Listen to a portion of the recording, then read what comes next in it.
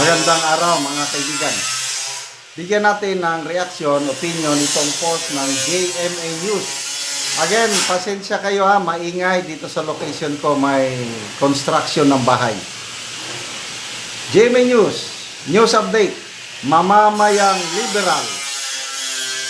Representative Laila de Lima, ito ang kanyang sagot. Pagkadawit sa pangalan niya nabigyan, na-deliveran ng maleta. How preposterous! Sobrang nakakatawa ang pinalabas. Nilang isa ako sa mga pinadalhan o tumanggap ng maleta. Clear demolition job. Concoction of life. I absolutely and firmly deny any such claim. Okay. Sa wakas,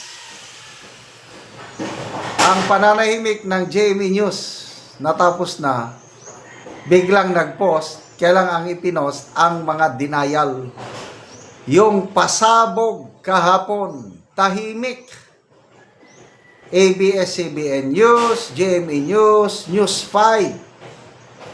Ngayon na lang nagsasalita, ang sinasabi na ngayon, ang mga denial o kaya ang mga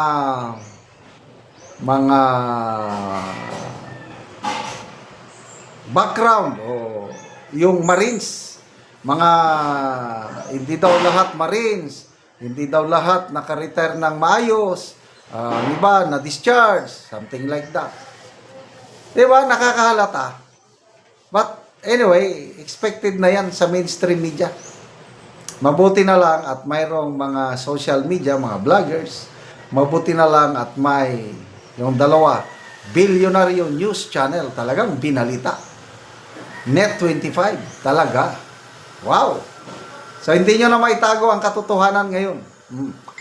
So, ito. Tinitignan ko, napakagandang sabihin na, magsasampa ako ng kaso laban sa mga marino na yan. Di ba? Ganun sanang dapat. Wala man lang. Preposterous. O kung ano-ano pa dyan.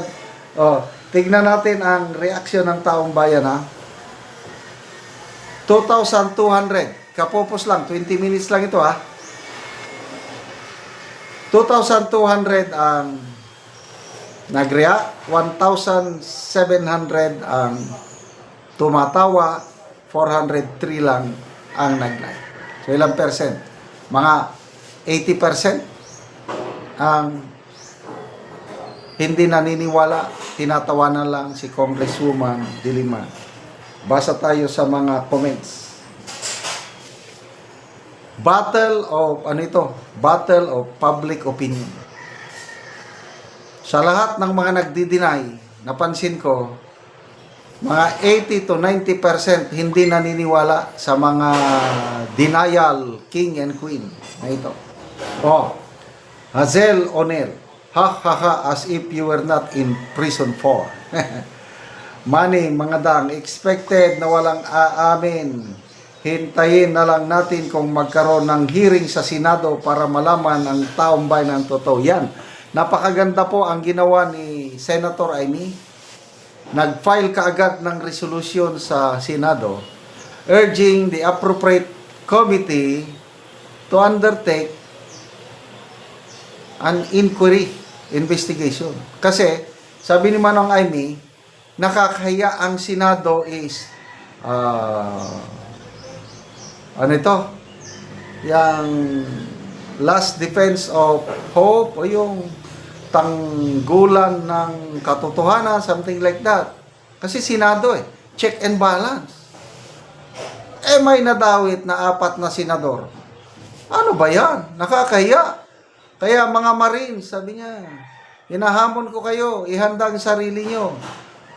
Ang mga Marines, tinanong na kahapon, handang-handa silang humarap sa Senado. Marunong din itong si Senator Amy. Hindi niya na hinintay ang Blue Ribbon Committee. Kasi siguro nakikita niya, baka walang pag-asa sa Blue Ribbon Committee na imbestigahan. nag-file ka agad ng resolution. Oh. Ngayon, the ball is now in the hands of Senator Tito, excuse me, na isa sa mga napangalanan, nakatanggap ng maleta, Loren Legarda, Mark Villar, ex-Senator Revilla. Grabe. At yung kongresista naman, sobra 20. Isa ito si Dilima. Dapat ito imbestigahan. Ano sa tingin nyo? Gagalaw ba ang Senado? Mag-cause ba sila ng investigation o pabayaan na lang na limot? Ibaon na lang sa limot. Nako, sana nga, umaasa ako na meron. Kailangan kung wala, mind you, sa susunod na administration na lang tayo aasa. Okay? June Palma, number 5, nag-deny, mas maniwala kami sa mga Marines. Baka para kay Jonel po, nagkamali lang ng address. Jonel. Siyempre, nagulat at super deny. Ay, nako. Walang magnanakaw na umaamin. Dinabasa ko na lang mga comments, ha? Bakit ba lagi nananalo yan? Hays, ganun na ba talaga tayo katanga? Nakakatawa pero galit na galit ka? Oo nga. Ganyan na naman puro denial na kung nagkakahulian. Bakit nga ba Dilima? So, ang katotohanan ay hindi may tatago. Bantayan natin, ha. Exciting ito. Yung sinabi ng mga Marines na nag-deliver din daw sila sa mga Philippine media, mga members ng Philippine media, abangan natin yon. Kung sino-sino, mga istasyon o mga host, ay magkalaman na. At saka may second batch pa. 12 Marines pa rin, mga kasama nila. Magaling din ang ginawa ni Attorney Baligod. Hindi niya binigla kasi kung 18 plus 12, 30, di ba? Ang dami. Mas maganda ito, may suspense pa. Ang dami. Tapos sasabihin nila manufactured. Mahirap mag-manufacture ng kwento na 18 katao, 30 katao, iisa lang sinasabi. Wala na yan. To me, yan na yun. So manda kayo sa investigasyon ng Senado. Salamat mga kaibigan sa inyong pagsubaybay sa ating channel. Nakakatulong kayo ng malaki sa tribong Talandig ng Bukidnon dahil ang sweldo natin sa channel na ito is pantulong po sa tribo. Namimigay tayo ng libreng yero at pako para makapagpatayo sila ng mas maayos na tirahan. Panoorin nyo ang video na ito. O karon mao na ni ang matabagan o yero si Lola.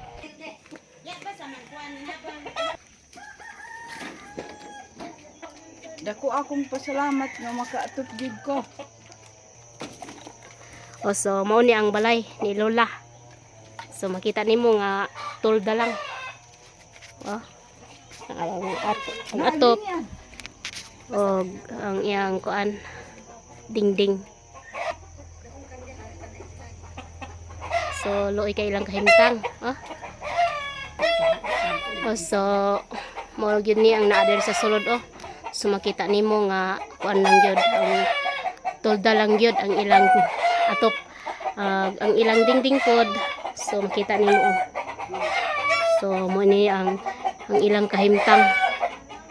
So mo ni ang ilang abuhan. So kita nimo gipangkuan na lang og kuan karton o trapal lang gyud ang abuhan. Mo pud ni ang ilang higdaanan.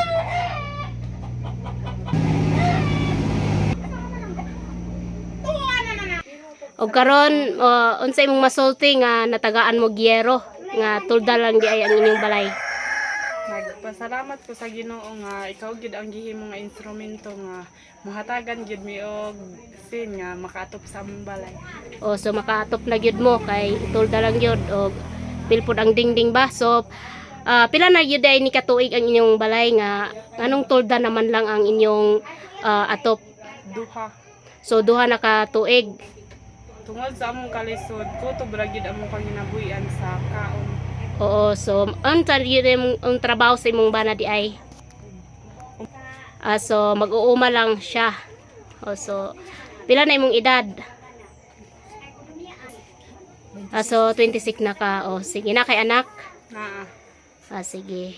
Sige, salamat.